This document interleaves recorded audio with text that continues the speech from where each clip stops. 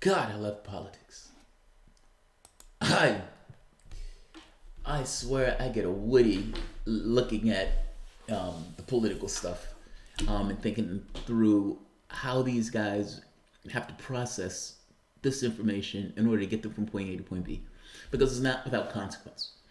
When Theresa May made the choice to have the snap election with this idea of breaking the back of labor, just rip labor in half, she miscalculated. She was wrong.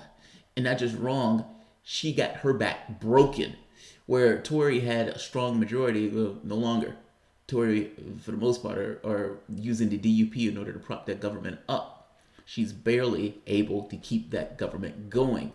And Jeremy Corbyn is working ferociously to try to pull members from the Tory in order to have a minority government himself. I don't necessarily know if they're going to allow him to do that, but if they're disaffected enough with what Theresa May is doing, who knows? I don't know. That this is kind of get into the big league politics. I want to talk about this from Jeremy Corbyn's perspective, because there's a few interesting things that are taking place. Like I said, he's talking to disaffected Tory members with two thoughts. Vote down this bill. Vote down this bill. This bill needs to fail. And in addition to voting down this bill, make me your prime minister. It's fascinating. Now, in addition to that, Jeremy Corbyn wrote an op-ed, and in that op-ed, he made a point that says, if we vote down this bill and we get a secondary choice on what to do. Now, mind you, the entire op-ed is completely derisive to Theresa May's bill.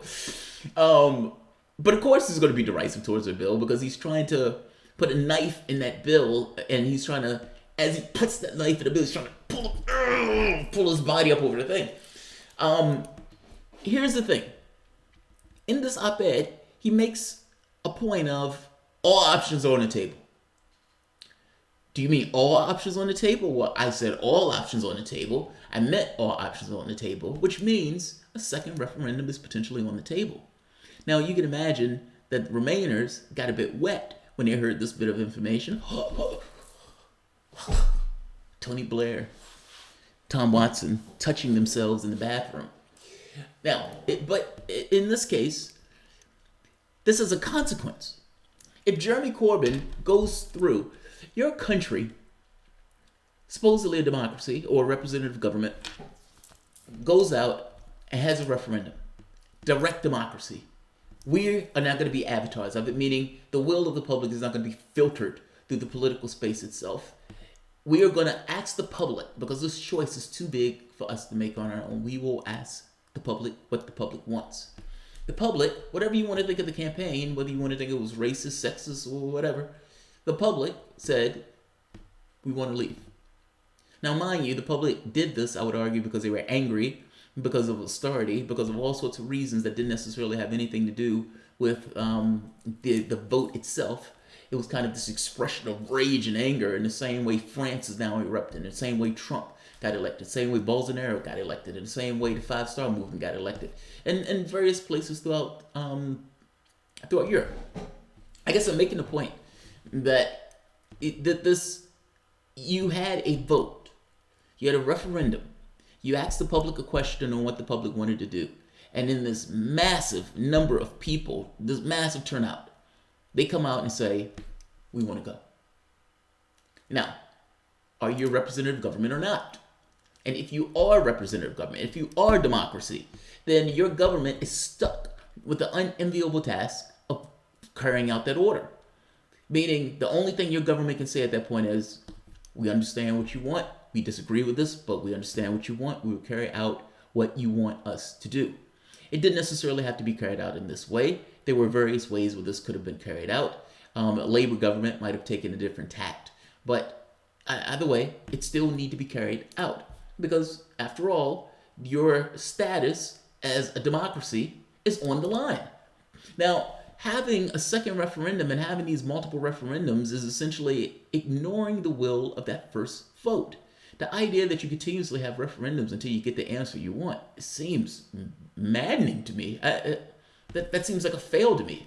Now, I know some people disagree with me on that particular perspective. I've had people send me bad emails um, staring at me. Um, but are you a representative of government or not? Now, I know some of these people would say, well, can't you change your mind? Yes, you could change your mind, but you haven't even implemented the plan that you were supposed to implement in the first place. And what about the people who came out and voted the first time around saying they wanted to leave? What about them? Do they not get a choice? Did the first choice not matter? I mean, putting that to the side for the moment. Jeremy Corbyn, even though he's making this point of all options on the table, he's concerned that he would be penalized for this. Meaning, from the polling data, he has one side saying new referendum. And he has another side of Labour saying, no, don't do the new referendum. You got to carry out Brexit in the way you said you were going to carry out Brexit. They're split. Just like Tories, Labour is also split. And with both of these people whispering in his ear, his polling data is saying you can be punished if you put out a second referendum by Labour members that are angry at you for not following through with Brexit. It's fucking awesome politics. Because the politics is taking place in small corners and large corners. Labour is just as divided as the Tory government. This is going to break the Tories. But this is also going to put stress fractures within Labour. Jeremy Corbyn has been under immense pressure, or the Labour Party has been under immense pressure to have a second referendum. Now, he's been, somewhat cagey on this, but the announcement in this op-ed that all options are on the table if that bill fails kind of insinuates that one of those options, if all options are on the table, by definition, one of those options, one of the quivers in that arrow, may be a second referendum. I would wager that he would much prefer to have an election or to have our government collapse and he ends up in a minority government. There's no way to know if he's going to get that. And a choice would need to be made, meaning they may need to go back to the public and ask them again, okay, she fucked up. What do you want to do? Now, there's some people who think Theresa May is playing 10-dimensional chess. That there's no way she could fuck up a bill this bad. And in saying there's no way she can make a bill this bad, that she's doing this on purpose. That she's sending a bill that she knows is going to get struck down so they can essentially come up with a second referendum and to keep them in the European Union. I don't think that's true at all. I don't think they're playing 10-dimensional chess. I think what you see is what you get on this one. But let's show the story real quick. And I have amazing news after that. Damn it.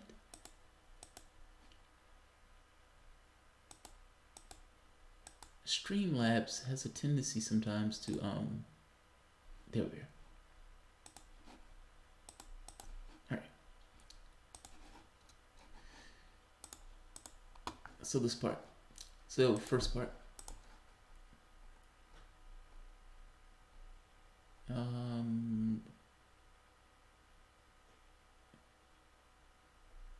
Where is it?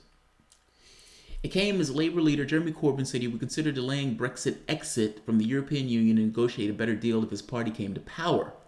If we go into government straight away, we would start negotiating straight away. If it meant holding things a bit longer to do it, then of course, he told Sky News. Corbyn said his party was ready to step in and negotiate with the European Union and would form a minority government if that's what is an offer, if that's what's on offer. Now, here's the other part. So Corbyn pens this letter in The Guardian. And the part that I want to get to is right here. This dreadful deal must be defeated when it's put to vote next week. We are working with the MPs and parties across the House of Commons not only to ensure it's rejected, but also to prevent any possibility of a no-deal outcome. But if the defeat cannot be taken for granted, in an effort to drag Tories back on side, May is claiming that the defeat for her means no deal or no Brexit, because there is no viable alternative. That is false. Labour's alternative plan would unlock the negotiations for our future relationship with the European Union and allow us to move away from such damaging backstop. So right here, Labour has very different priorities. Where is it? Right here.